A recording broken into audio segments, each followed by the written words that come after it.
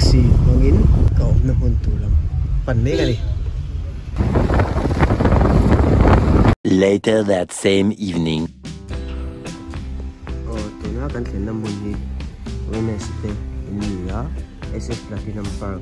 Unji Yao mình khuất liền anh này thắc khúc vậy hay nhiều mối tại cái này dia mà sai một cái này cú xin nổ đinh đinh tại cái này chuyện ta giống như rất chuột chuyện khóc hay cái chẳng tội đầy tóc khóc bày không kan chen tu chong halam hun chu building compound te ka explore pa ka te infiamin jima te extra te kan la pe ko ka fi lo shit te ka mai ma se no kan tla ngani do a backflip ali nice hey velom thoi hey ali ka zo thei lo ta ka no kan til he ni 알람이 시험도 쓰러져.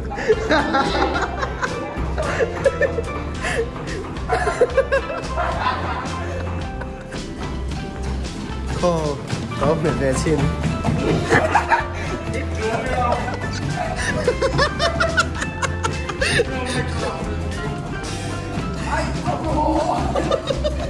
A few moments later.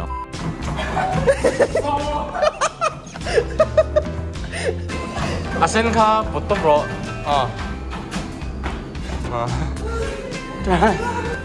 찍하이 나 저별 Cắn chào ta đi rồi. The next day. Chẳng có mấy asal itu. Ama fanเลยเราfan cantik cantik. Zo banget deh. Apa lo?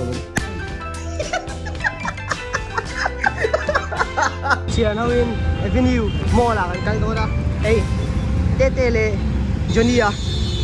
Blind talking Uber auto kan book về rồi á, cho nên cái ông na trong in hi kilometer 6.1 anh à, cho nên chênh xa lệ xóm rụp man chênh anh cho kan khen đi.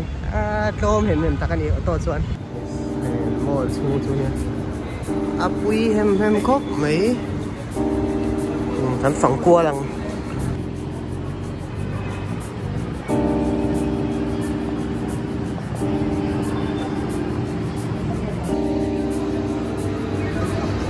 Tối nay hiện căn thiền pa Johnny hiện shawarma Google Map này nè hết mi cô à hiện direction hi om tất tăng rồi ăn này chặt lạc mắc lâu chu ni mà sẽ hay căn cái thiên thao không shawarma nghe ni mo tối nay hiện căn boy này sốt lại khai tận cả la rồi ăn lâu lúc đó căn này nha sai đồ bạc hà căn cả la căn rồi ta hết làm bằng ako cái này mình mo rồi căn cái về hi làm bằng mình nhá thì mấy khai cái gì á cái là Rizon ni hay diyan. Hay kan bedo yun. Restaurant dang kan gawa kan harle tatop may ni. Sa tinglan ni sa tinglaw. Hello bro, bye bye. Spot so nice ve reng mo.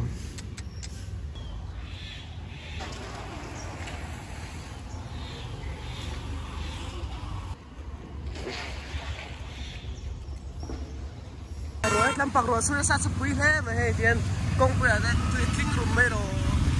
cái room đó như thế tôi tục lại làm tôi đã hiện private về đó cái đó đấy cả hay anh thấy lắm nè mấy công hi mò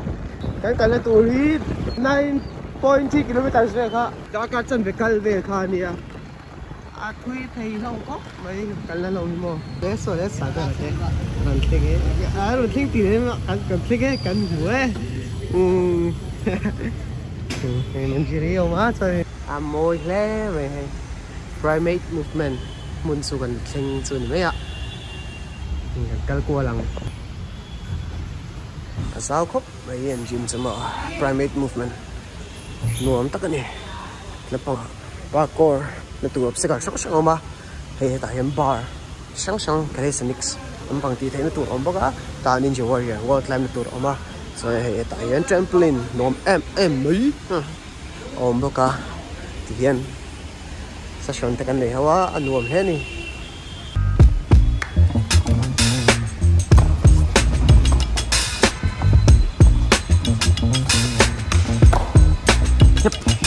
xuống này thức này thêm này tập tính thêm chỉ sai thêm thui tệ con lệ con ôi yêu chỉ sai ra thầy mô ai anh nằm hề đấy is nice vai mấy sâu đó mà này phát cũng phải ăn tiếng bạc thì mà nó xem tấu hả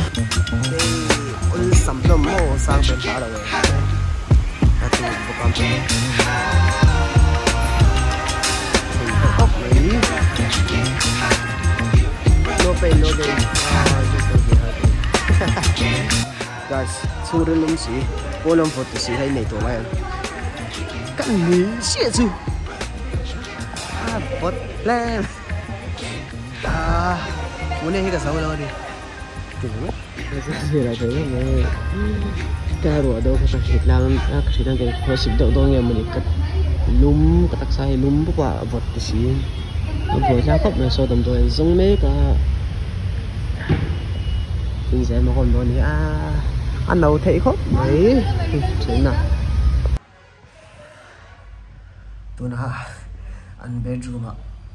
rồi té đã có rồi té cầm một lúc rồi nhỉ nằm tôi này xí rồi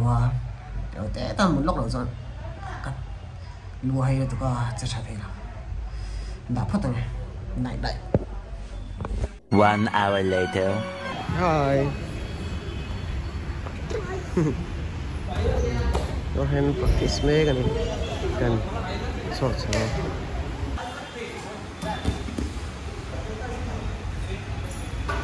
nice and then véo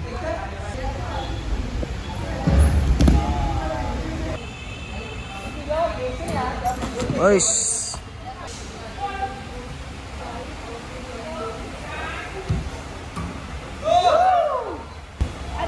nice primate movement ah hian zula somsan so omin personal trainer kan ti tele coach kan ti te hi pali omchira noma we can hi som thum so in registering student regular ta ka ka chi hi som hi go an chi Keep dreaming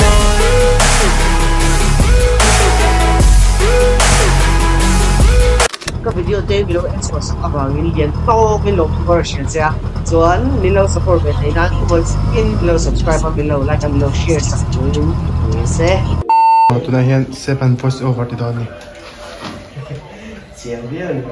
kan ba te kan gym te kan kara tika chon part 2 chu zo te part 3 kan hule vek don ni bye bye